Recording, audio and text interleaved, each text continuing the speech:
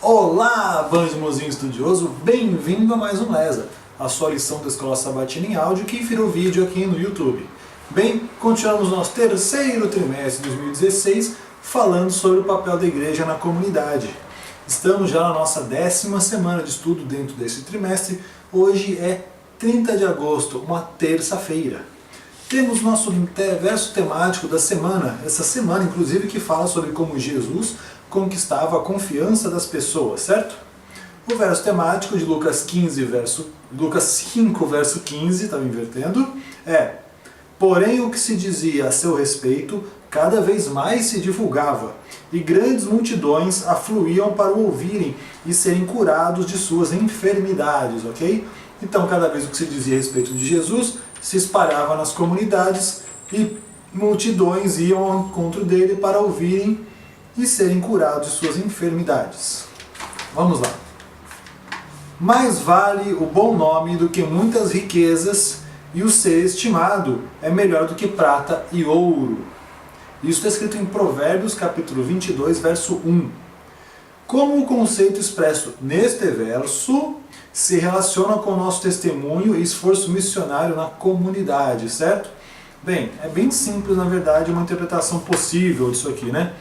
Mais vale o bom nome do que muitas riquezas, e ser estimado é melhor do que prata e ouro, né? Não o ser. E o ser estimado é melhor do que prata e ouro, certo? Então, vamos lá, né? Bem, mais vale o bom nome do que riqueza, ou seja, a tua reputação, o que você é, o que você faz, como as pessoas te conhecem, pelo que elas te conhecem. Isso vale muito mais do que prata e ouro, certo? Então, isso aí realmente a gente não precisa desenvolver. Muita gente vai concordar, tem gente que na prática não vai fazer isso, não vai achar isso. Mas, ok? Todo mundo, pelo menos na teoria, entende e concorda. Depois, e o ser estimado é melhor do que prata e ouro.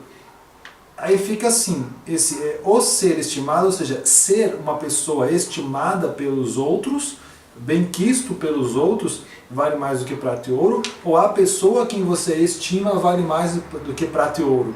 Tá vendo a dúbia interpretação? Pelo menos eu enxergo isso como dúbia. O ser estimado é melhor do que prata e ouro, ou o fato de você ser estimado.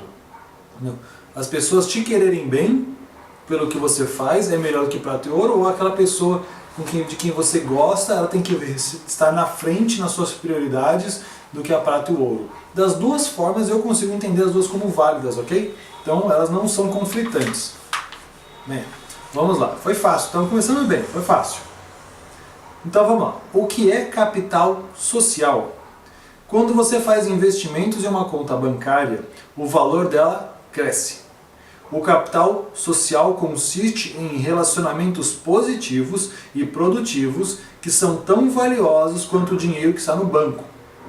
Quando você cultiva afinidade com os líderes comunitários, perguntando a eles quais são as necessidades da sua comunidade, buscando o conselho deles quanto à maneira de satisfazer estas necessidades e partindo para a ação, você está construindo relacionamentos com eles. Isto é o que nós chamamos de capital social. Cada experiência positiva com eles é como um investimento no relacionamento. Seu capital social continua a crescer e seu valor aos olhos deles faz o quê? Aumenta. Vamos lá. Para quem é adventista sabe que existe o manual da igreja, onde explica os procedimentos e os motivos das rotinas que existem e de como a igreja deveria se comportar, certo? Ele nos lembra que nós, adventistas, devemos ser reconhecidos como cidadãos notáveis, em que nossa obra pelo bem comum. Devemos, até onde seja possível e até onde seja coerente com nossas crenças, por meio de nossos serviços e recursos, apoiar os esforços pela ordem e melhoramento social. Devemos sempre, de forma tranquila e firme, manter uma posição inflexível ao lado da justiça e do direito nas questões cívicas, ok? Isso aí está escrito em Normas da Vida Cristã, páginas 149 e 150, edição feita em 2010. Então vamos lá. Além do ministério terrestre de Jesus, a Bíblia dá outros exemplos do que se pode acontecer quando o povo de Deus adquire capital social. Leia as seguintes passagens e descreva os relacionamentos positivos que esses personagens bíblicos experimentaram com aqueles que não eram da igreja e o que aconteceu como resultado, ok?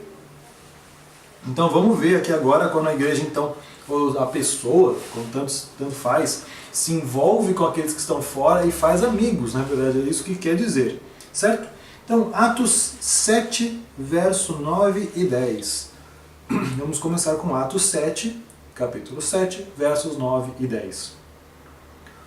Os patriarcas invejosos de José venderam-no para o Egito, mas Deus estava com ele. Ele livrou-o de todas suas aflições, concedendo-lhe também graça e sabedoria perante Faraó, o rei do Egito, que o constituiu governador daquela nação e de toda a casa real.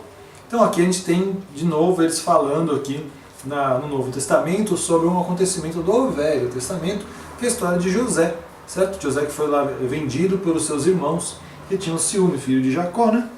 E você tem aqui o que aconteceu. Devido a ele ter uma boa reputação, devido a ele ser uma pessoa direita, devido a tudo que colocava na mão dele ele fazia com primazia, ele achou inclusive a oportunidade depois de servir ao faraó, que era o rei de todo o Egito, né? O senhor de todo o Egito, para alcançar uma grande posição. Então aqui você tem um capital social.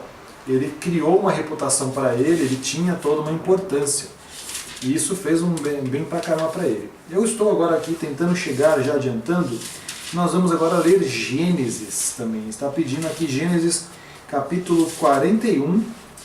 Gênesis sempre é difícil de achar, porque é muito no início, a Bíblia nunca colabora com o jeito que é feito nas gráficas, né? Para abrir o início da Bíblia. 41, versos 38 a 45. Então, Gênesis 41, 38 a 45. Disse Faraó aos seus oficiais: achamos porventura homem como este, onde há o Espírito de Deus? Depois disse o Faraó a José: visto que Deus te fez saber tudo isso, ninguém há tão ajuizado e sábio como tu. Administrarás a minha casa e a tua palavra obedecerá todo o meu povo. Somente no trono eu serei maior que tu. Disse mais Faraó a José: vês que te faço autoridade sobre toda a terra do Egito. Então tirou o Faraó seu anel de sinete e pôs na mão de José. Fê-lo vestir roupas de linho fino e pôs ao pescoço um colar de ouro. E fê-lo subir ao seu segundo carro, e chamavam diante dele: inclinai-vos, deste modo constituiu sobre toda a terra do Egito. Disse ainda Faraó a José: eu sou o Faraó, contudo sem tua ordem, ninguém levantará mão ou pé em toda a terra do Egito. E a José chamou Faraó de Zafenate-Paneia, e lhe deu por mulher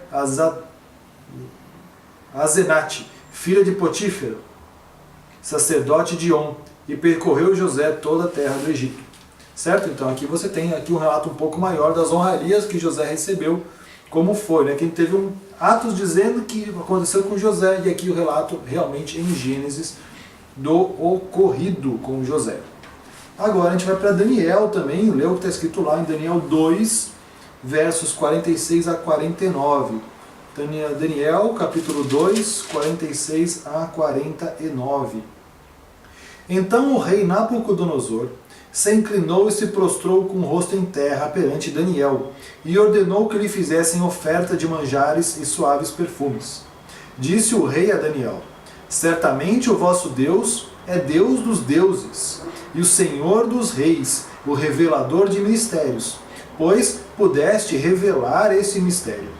Então o rei engrandeceu a Daniel, e lhe deu muitos e grandes presentes, e o pôs por governador de toda a província de Babilônia, como também o fez chefe supremo de todos os sábios de Babilônia. A pedido de Daniel, constituiu o rei a Sadraque, Mesaque e Abednego sobre os negócios da província de Babilônia. Daniel, porém, permaneceu na corte do rei. Então aqui você tem de novo Daniel, que era conhecido, não só ele, quanto os seus amigos também, né? Sadraque, Mesaque e Abednego, que são nomes babilônicos. Eu vou tentar lembrar Azarias, Misaías e Ananias, se eu não me engano, que eram os nomes deles lá do povo mesmo, dele, povo hebraico. E você tinha ali que eles eram conhecidos realmente por serem corretos por seguirem. Tem a história lá também do não se contaminar com alimentos. Então eles já tinham grandes histórias, eles já haviam mostrado tudo o que eles faziam. Eles eram pessoas importantes, eles já eram pessoas da corte antes do povo ser levado à Babilônia. Mas você tem então esse exemplo de vida que eles tinham, exemplo de sabedoria. Então como eles puderam depois se tornar importantes quando teve a demonstração que eles foram exaltados, certo? Eles não foram exaltados por causa de um feito é o gatilho, mas toda a sua história que vem por trás faz sentido. Você, até não tão distante, deve lembrar de um certo nadador nas Olimpíadas, que apesar de seus feitos na Olimpíada, o que vinha por trás dos feitos mostrou um grande problema que ele causou, certo? E criou uma grande discussão que gerou até punições e prejuízos para ele, certo? Então você vê que às vezes um grande evento pode ser o gatilho, mas o que você tem além do evento é o que nós podemos colocar aqui, como está na lição de hoje, como capital social. Então, as suas ações, a sua reputação, os seus amigos, pelo que você é conhecido, entendeu? Então, muitas vezes, você ser reconhecido por outras coisas que não são tão boas, mesmo quando você fizer uma coisa boa, talvez não reflita do jeito que você espera que reflita, porque é difícil apagar o que você cria antes, o que te precede, certo? Talvez não tenhamos sido resgatados de modo tão dramático, nem vivamos uma história tão extraordinária quanto esses dois casos que a gente leu, a história de José e a história de Daniel. Mas esse não é o ponto mais importante. Estes homens mostraram força de caráter que impressionou os que os cercavam. Ellen White, escritora, declara no livro Patriarcas e Profetas, página 217, 218 e 221, e em Profetas e Reis, que é outro livro, na página 628 e 546, que as seguintes qualidades presentes nestes homens piedosos ganharam a confiança e o favor dos pagãos. Ao seu redor, gentileza, fidelidade, sabedoria, bom senso, habilidades, nobre dignidade e inabalável integridade, ok? Tá aparecendo quase as bem-aventuranças, certo? Bem, pessoal, esse foi o estudo de hoje. Nós vimos como é importante nós não vivermos uma farsa, resumindo, né? Que você tenha a busca pelos seus atos seja em torno do seu objetivo. Se você teve uma grande mudança, uma conversão na sua vida, que mostrou que você teve uns maus atos e realmente isso pode de certa forma preceder, a grande mudança é você mostrar como é o seu presente e você falar como está arrependido. Você também pode usar isso também como se fosse seu capital social a seu favor. O difícil é você negar todos os seus feitos, fingir que eles não existiram e tentar viver uma vida falsa. Se você teve momentos pelos quais você se arrepende de ter vivido, afirme e seja honesto consigo mesmo. Se você não se arrepende, ou você muda a sua vida, ou senão você vai acabar vivendo uma farsa. Certo? Às vezes é melhor decidir por não fazer alguma coisa do que fazer pela metade. Bem, pessoal, esse foi o estudo de hoje, ano bíblico, Ezequiel 8 a 10, ok? Ezequiel capítulos 8 a 10, deixe o seu joinha, muito obrigado, se inscreve no canal, eu te vejo amanhã é quarta-feira, hein? Estamos chegando perto do fim da lição dessa semana, ok? Um grande abraço, até amanhã.